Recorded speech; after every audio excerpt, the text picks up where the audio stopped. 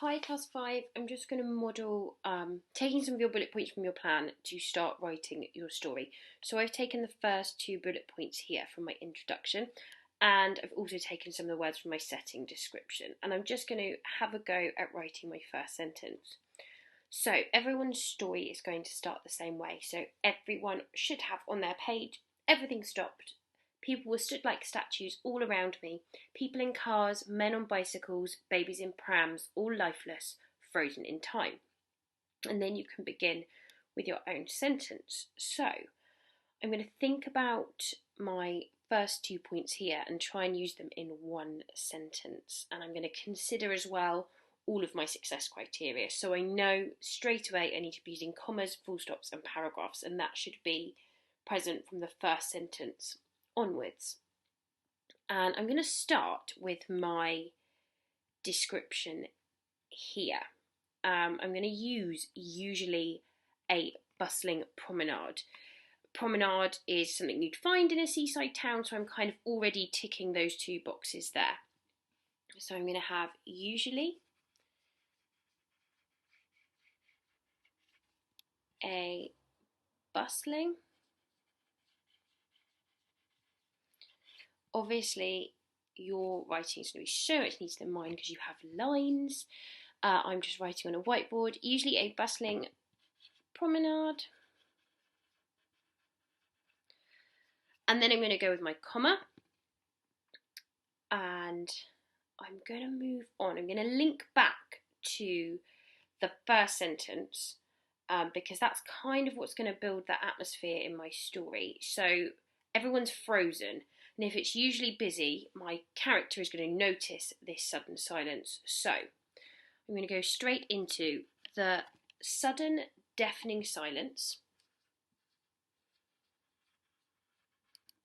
comma, deafening silence.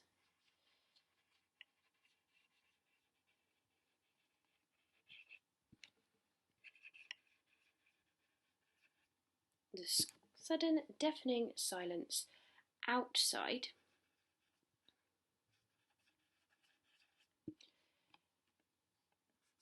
had ripped. I'm going to introduce the character now. Now, this is in the first person, so I'm going to use me as my pronoun. Usually a bustling promenade, the sudden deafening silence outside had ripped me from my tatty, tired. I've got some alliteration there. Copy of murder. Now, what I'm doing here is I'm kind of introducing a little bit of information about my character that's come from the description I did on Monday. My character obviously lives in this quiet seaside town. They own their own shop, which was in my plan, and they're quite a curious person into reading and investigating and solving crimes. So my character is going to be reading a well-known crime fiction, Murder on the Orient Express. This is my way of introducing little bits of information about the character's personality whilst remaining in the first person. So I'm having to talk about the things that the character is doing that might give the reader clues they could infer that type of character's personality from the text. So my tatty tired copy of Murder on the Orient Express. Oh, and that should be a capital. I'm lucky that I'm on a whiteboard so I can wipe that out. You should use a ruler and a pencil.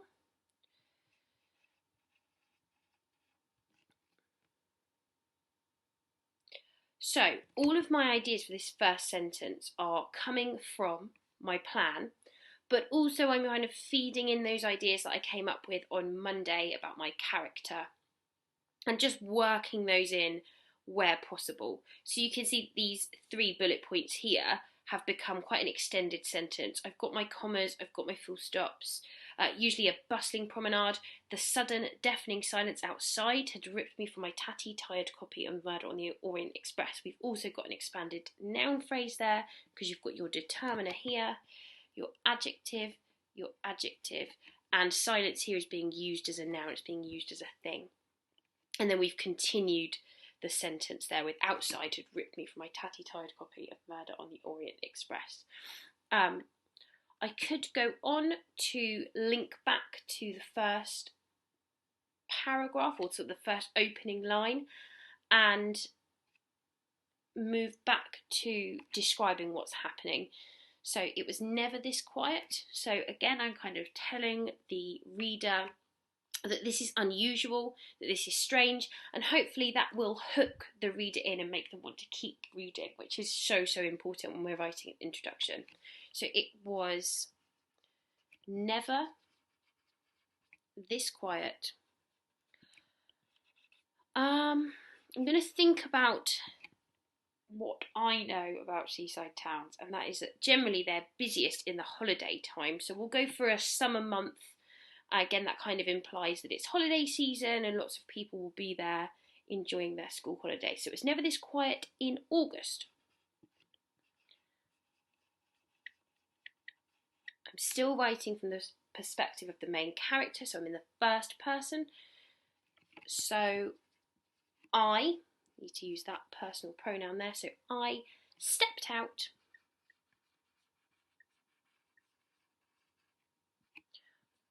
I'm writing in the past tense, so it's obviously I stepped out, not I step out. I stepped out to find out.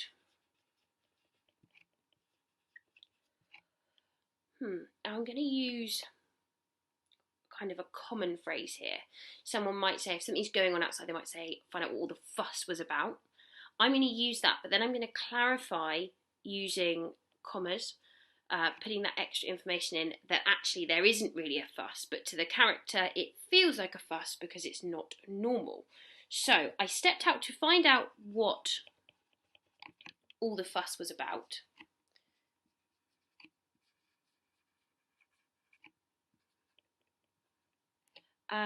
Let's get rid of that, all the fuss, and then my extra information, or lack of. This is unusual for the character. Was about.